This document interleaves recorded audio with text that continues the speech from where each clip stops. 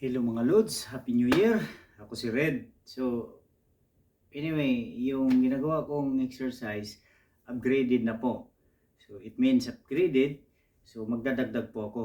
Yung push-up na dati last year is 30 everyday. Ngayon ang gagawin ko naman ay 40 na. 40 everyday push-up. So, tara. Tingnan niyo.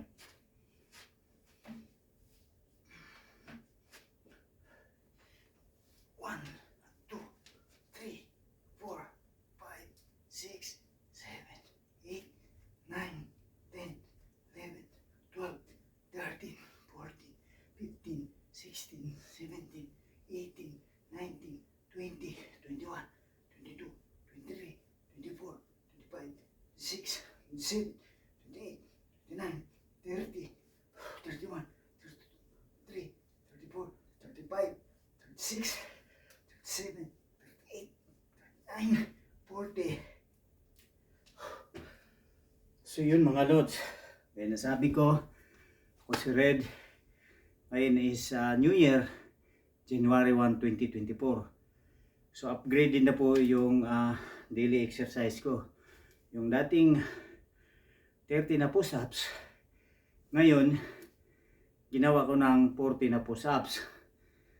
So mga Lods, ugaliin po natin ang mag-ehersisyo kasi napakalaking bagay po sa ating katawan ito, sa ating kalusugan.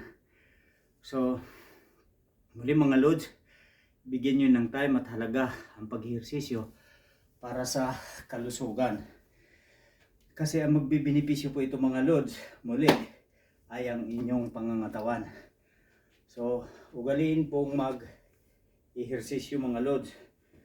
Kaya may ilagay ako dito para support naman, para mag-legs, di ba?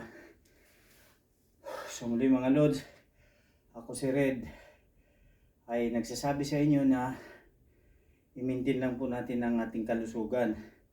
Isa sa mga paraan ay ang pag-ehersisyo. So ito 'yun. Marami pong klaseng ehersisyo na pwede natin gawin sa araw-araw. And sabi ko, walking 20 minutes. Walking is 1 hour. It's good for the heart, according to the expert. And then jogging, running 20 minutes is good for the heart too. Di ba? So muli mga Lods, ako si Red. Ang inyong lingkod ay nag-iwan sa inyo ng pagbati, maligayang bagong taon, and welcome 2024. Naway magiging masagana po ang ating taong 2024, especially yung ating kalusugan. So muli, maraming salamat mga Lods. Thank you very much. Thank you so much.